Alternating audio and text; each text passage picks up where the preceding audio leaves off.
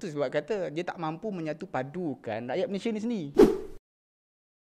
Assalamualaikum warahmatullahi wabarakatuh.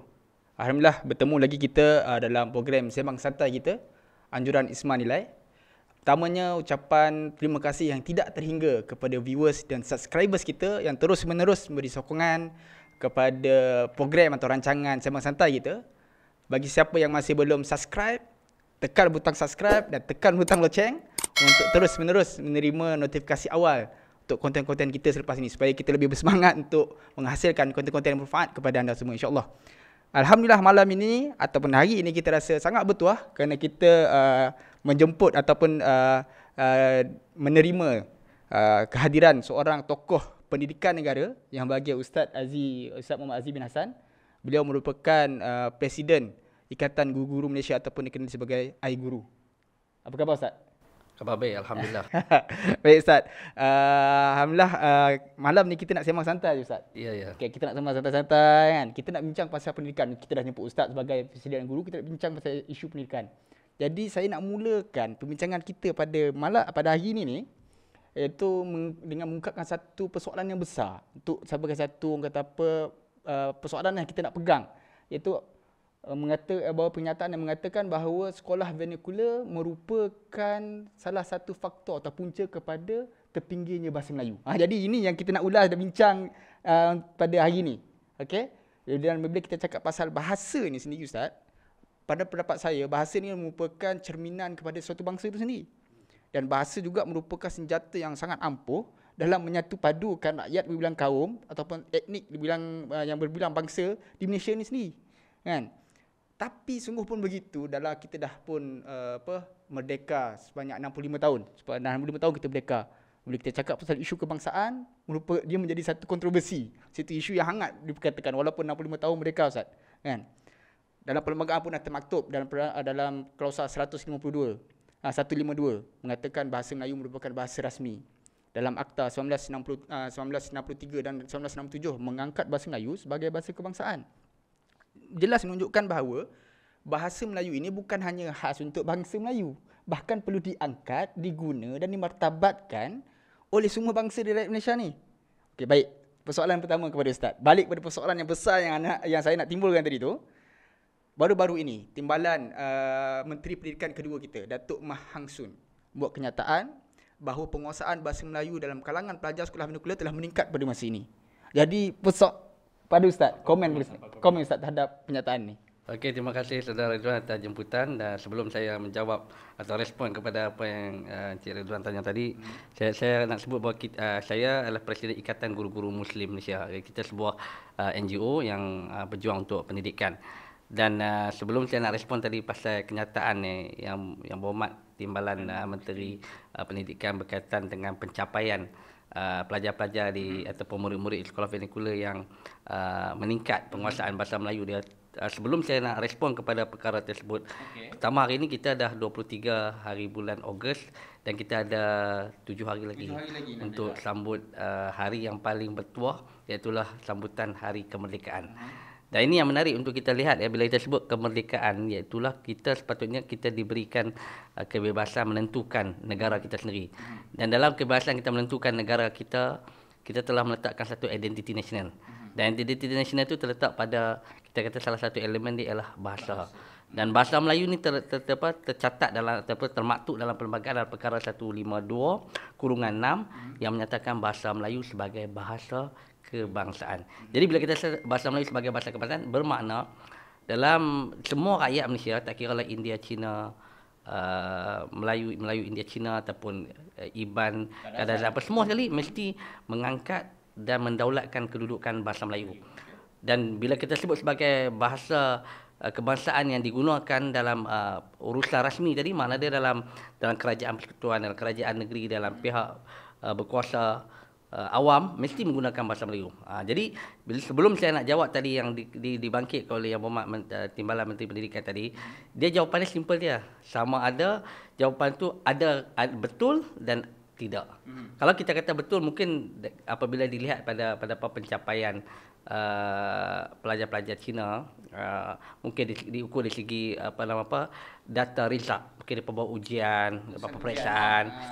lihat pelajar-pelajar kita ni dah makin baik dari segi apa penulisannya, makin baik dari segi pendengaran, ujian pendengaran, kepenuturan. Jadi di situ dibuat kesimpulan bahawa bahasa apa penguasaan anak-anak di SJKC itu lebih baik berbanding dengan sebelum ni.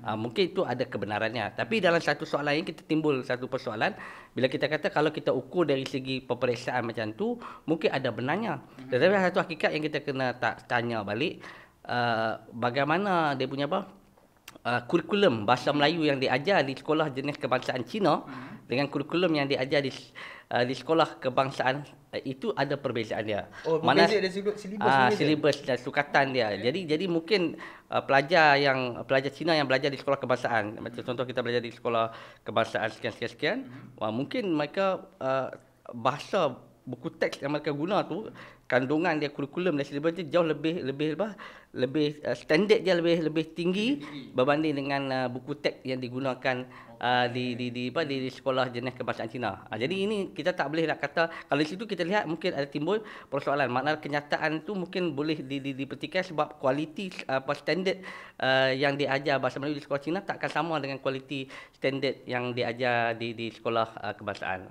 Jadi maksudnya in term of syllabus pun, dalam sudut silibus pun dah berbeza dari sudut sekolah kebangsaan dengan sekolah vernacular ni sendiri. Jadi bagi saya itu pun dah menimbulkan persoalan daripada kenyataan Timbalan Menteri tadi. Betul Ustaz? Ya, betul. Sebab itu kita lihat, kita tak heran sebelum ni pun kalau kita di sekolah kebangsaan kita tak petikai pembelajaran tulisan Jawi. Tapi kita tengok apabila nak diajar subjek Jawi, nak dimasukkan elemen Jawi pun kita lihat bagaimana bukan setakat pelajar, guru-guru dan ibu bapa yang berada di sekolah LJKC itu menentang dimasukkan tulisan Jawi dalam subjek bahasa Melayu. Jadi ini kita lihat dah macam mana perbezaan yang ada dalam bahasa Melayu di sekolah kebangsaan dengan yang diajar di sekolah. Jadi apa yang saya boleh dapat pada Ustaz cakap tadi, maksudnya penguasaan bahasa Melayu yang dimaksudkan oleh Timbalan Menteri tadi itu pun sebenarnya boleh disanggah disebabkan penguasaannya satu dari sudut mungkin dilihat daripada sudut result keputusan peperiksaan sendiri. Yang kedua, silibus yang diajar pun tidak sama. Ya, dia betul. tidak sama levelnya silibusnya dengan sekolah kebangsaan. Ya. Kalau saya boleh share, saya Ustaz pun ada pengalaman bila saya berhadapan dengan beberapa pelajar sekolah kebangsaan, jenis kebangsaan ni pun ada yang tidak mampu bertutur bahasa Melayu pun. Jadi betul. Di sana persoalan yang sangat besar, tak ada soalan yang sangat besar daripada pernyataan Timbalan Menteri tadi. Ya, betul. Sebab tu bila kita cakap penguasaan, adakah pelajar murid-murid daripada sekolah LJKC itu boleh menguasai, itu tidak boleh diukur dengan ujian secara bertulis semata-mata. Tapi kita kena jauh lebih besar daripada itu. Bila kita nak mengangkat martabat bahasa Melayu, kita nak pastikan anak-anak murid kita boleh bertutur dengan bahasa Melayu dengan baik, boleh bercakap dengan bahasa Melayu dengan baik, boleh berinteraksi dengan fasih dengan kaum lain dengan bahasa Melayu yang baik. Bila mereka dapat menggunakan bahasa Melayu yang baik, bagi kita itu indikator dia menguasai bahasa Melayu. Tapi kalau setakat dia periksa dia dapat A ataupun dapat ni, tetapi bila di luar daripada itu dia tidak dapat menggunakan bahasa Melayu, memartabatkan bahasa Melayu, mengembangkan bahasa Melayu dalam kehidupan dia, bagi kita ini yang kita tingkat dan kena baikikan daripada sistem pendidikan kita. Pada hari inilah, pada era ni kan, bagi saya lah, sebagai pendapat saya sebagai individu, sebagai orang yang mengaku rakyat Malaysia ni, secara asasnya dia pertama mesti ada buku perkara. Pertama, dia mesti menjunjung perlembagaan. Yang kedua, dia mesti bangga menjadi rakyat Malaysia. Dan yang ketiga, dia mesti fasih bahasa Melayu. Kan? Tapi persoalannya, kenapa masih ada golongan yang tak bersedia untuk melihat bahasa Melayu ini berada pada kedudukan yang sebenar, yang seperti yang diperuntukkan dalam perlembagaan. Walhal Ustaz, kerajaan pun dah pelbagai usaha dah dibuat, penggubalan polisi ataupun polisi pendidikan, pelbagai usaha dah dibuat untuk mengangkat martabat ni. Tapi di mana silapnya? Masih ada golongan tidak mahu mengangkat ataupun melihat bahasa Melayu ni di level yang rendah, di martabatnya yang rendah. Kenapa boleh berlaku Ustaz? Adakah penguasaan yang tak lengkap, tak kuat dan sebagainya? Macam mana? Ya, kalau kita lihat kita dah merdeka hampir 65 tu, kita dapat penguasaan bahasa Melayu di kalangan rakyat Malaysia ni masih lemah lagi. Masih lemah. Dan kita sebenarnya walaupun kita dah merdeka, bahasa Melayu didaulatkan dalam perlembagaan, tapi orang kata bahasa jiwa bangsa tu Tak wujud lagi. belum wujud dengan erti kata yang sebenarnya. Betul, Dan agree. kita kadang-kadang masih lagi mengagungkan bahasa penjajah, bahasa Inggeris tu. Ini yang berlaku dalam realiti masyarakat kita hari ini. Jadi kalau kita lihat kenapa jadi macam tu? Kenapa orang Melayu orang yang kata orang bukan Melayu, Cina, khususnya India tak dapat menguasai bahasa Melayu? Banyak faktor tadi, banyak faktor. Dan saya boleh katakan antara faktor dia yang pertamanya kalau lihat dari segi pendidikan lah, pertama ialah kita punya sistem pendidikan ni ialah sistem yang terpisah-pisah. Terpecah-pecah. Kita ada sekolah Cina, kita ada sekolah Tamil, kita ada sekolah kebangsaan. Akhirnya dengan pemisahan sistem pendidikan ini menyebabkan kalau orang Cina duduk sekolah Cina, dia selesa dengan bahasa Cina. Orang India dengan orang Tamil dengan sekolah Tamil dia selesa dengan bahasa Tamil. Jadi tidak adalah penggunaan bahasa Melayu meluas di sekolah tersebut sebab dia lebih suka kepada bahasa ibunda. Sebab tu kita panggil sekolah vernacular. Sekolah vernacular ni sekolah yang menggunakan bahasa ibunda sebagai bahasa pengantar. Betul. Jadi akhirnya mereka membesar bukan dekat sekolah rendah. Itu kan daripada tadika masuk sekolah rendah, masuk sekolah menengah. Macam mana bahasa Melayu kita nak kembang? Kalau dia duduk dalam entiti kaum yang terpisah-pisah. Itu satu masalah. Yang kedua kita lihat penguatkuasaan. Penguasaan. Walaupun kita ada kita kata dalam perlembagaan kita ada perkara 152 kurungan yang mengangkat kedudukan bahasa Melayu, tapi dalam klausul ini membenarkan penggunaan bahasa ibunda. Satu. Yang kedua kita lihat dari segi Akta Bahasa Kebangsaan 1963-67. Yang memperkukuhkan kedudukan bahasa Melayu. Kita ada akta. Kemudian dari segi pendidikan sendiri, kita ada penyata razak, penyata raman talik. Semua penyata razak, penyata raman talik itu sebenarnya nak memperkukuhkan kedudukan bahasa Melayu sebagai bahasa pengantar, pengajaran dan pembelajaran. Dalam masa sama mesti menggunakan kurikulum sudah ada.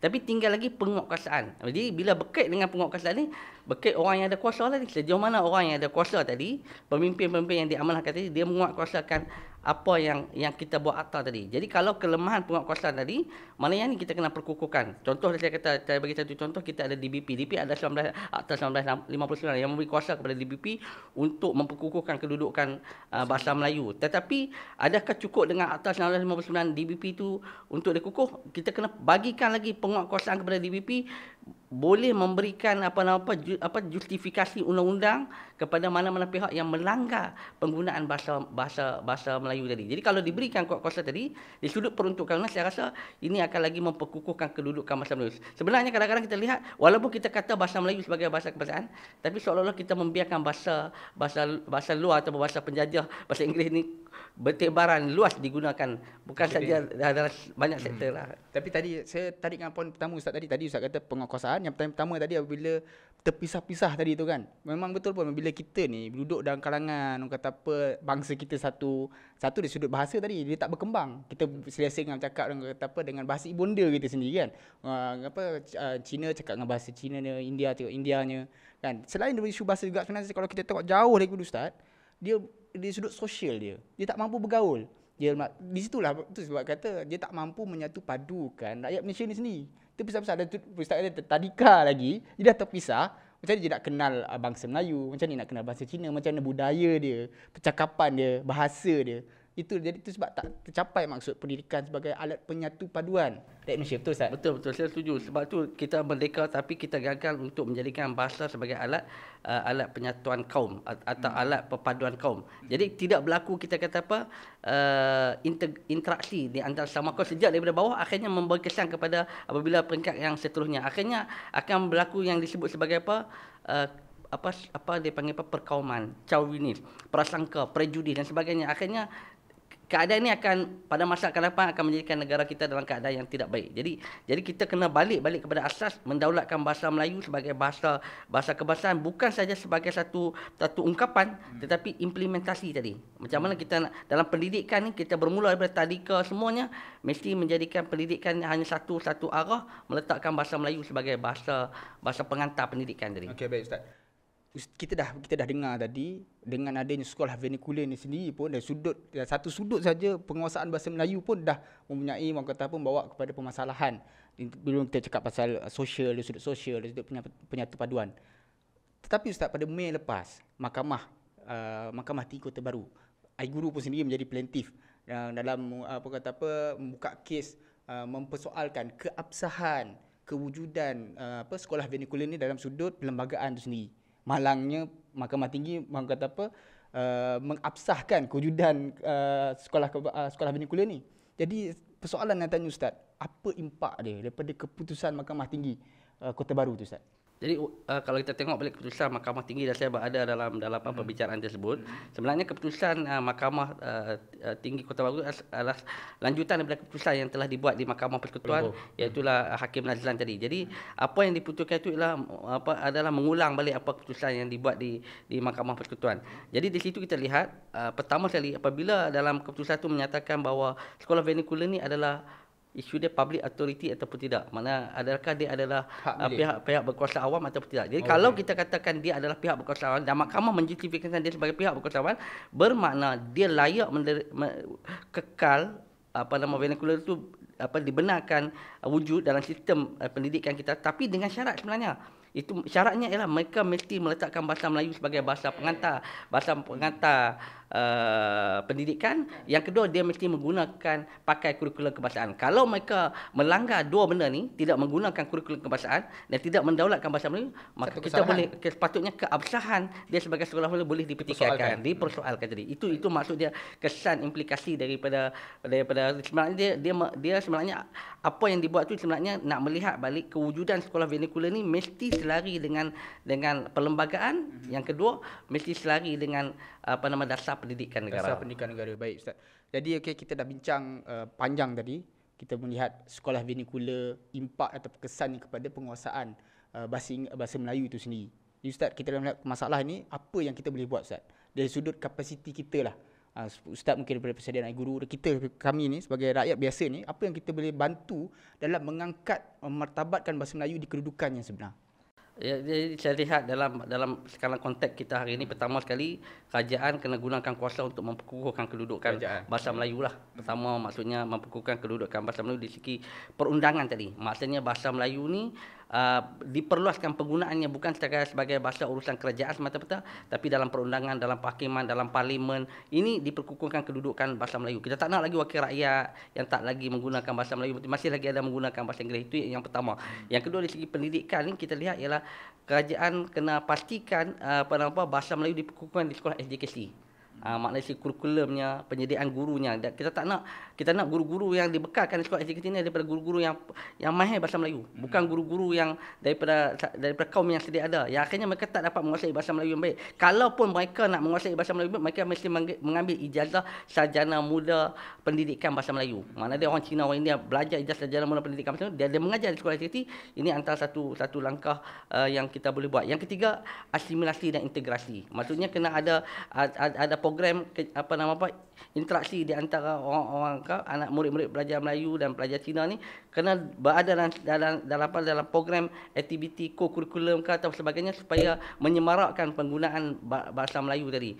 Jadi ini antara yang kita kata langkah-langkah yang kita boleh buat, dan kerajaan bagi saya lah, kita punya perjuangan pendidikan air guru ni, kita nak melihat sekolah satu aliran. Walaupun ini usaha ni adalah satu cabaran yang besar, tapi kalau kita mau melihat ke hadapan lagi, salah satu yang kita boleh belajar ialah kita mewujudkan satu aliran pendidikan yang tidak lagi berpaksikan kepada kaum masing-masing. Walaupun kita kata usaha ni sukar, tapi untuk kita melihat masa depan yang lebih baik, saya rasa boleh kita fikirkan dan pertimbangkan untuk mewujudkan satu sistem pendidikan yang menggabungkan orang India, orang Cina, orang Melayu duduk dalam satu bumbung pendidikan. Itu yang kita kena move on ke depan. Baik Ustaz.